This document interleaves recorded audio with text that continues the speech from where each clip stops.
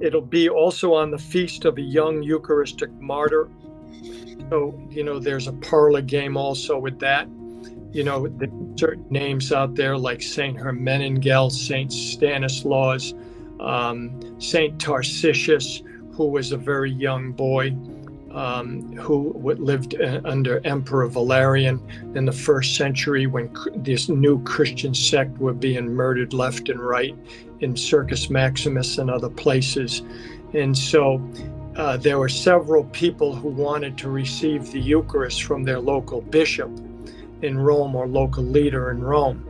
And they were all afraid to bring it to him. So a young boy named Tarcisius said he would do it, and the bishop said, "No, you're too young." And the boy said, "That's exactly why they won't suspect me." So they let him go.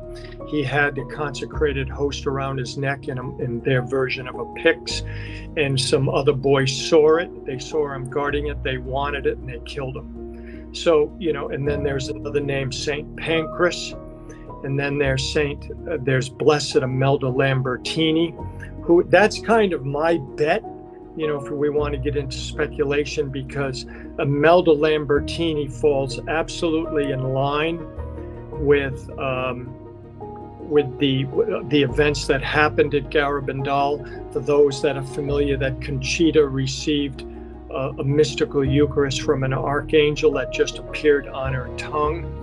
And the angel took it out of a tabernacle at church as consecrated host.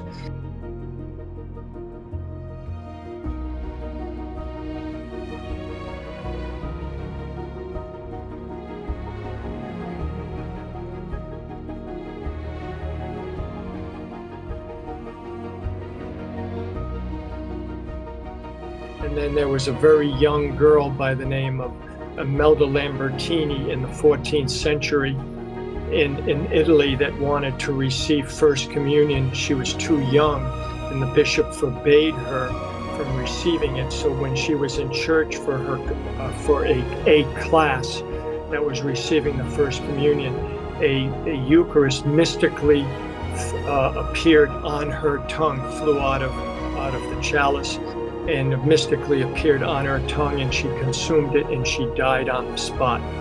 Now that's also a mystical communion with Conchita that happened with her, and we know the story of Father Louis Andreu, who was the Jesuit priest who saw the miracle, and then There's photographs of that miracle as well.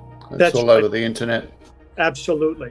And so this Imelda Lambertini actually conforms to the story of Garabandal more than others, because when Father Louis Andreu, people know the story, when he was coming down the mountain, he said, "Milagro, milagro, milagro."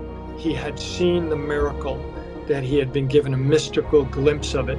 And he said, "Today is the happiest day of my life," and he died on the spot.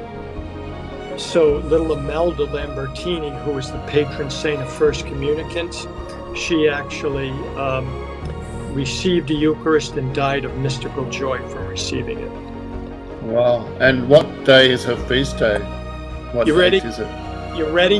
May 13th.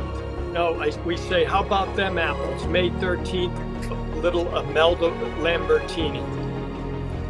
Wow. So no, I know, but my kids have a joke. I'm never wrong. And let's bring the hilarity out of that. I never guess. I just don't go around guessing on these dates. If we stay with the data and really with the Holy Spirit and how the Holy Spirit works, we're going to get there. And we know we're getting a lot closer. But I've got to tell you, of all of these saints that died for the Eucharist, I can't think of anything that mystically meets the two major things that happen at Garabandal, that all of the information you want is all over the net on those two events.